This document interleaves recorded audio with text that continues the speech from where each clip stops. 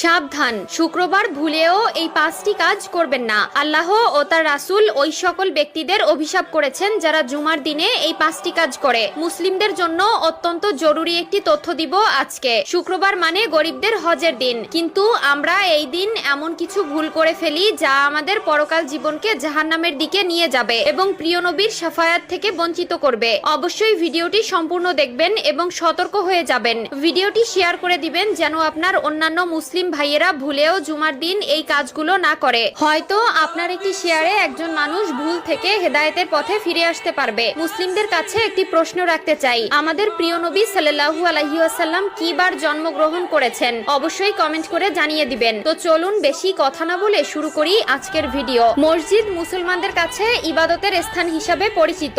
এরপরও আমরা মসজিদে এমন কিছু কাজ করে থাকি যা মসজিদের পবিত্রতা নষ্ট করে। তাই মসজিদের পবিত্রতা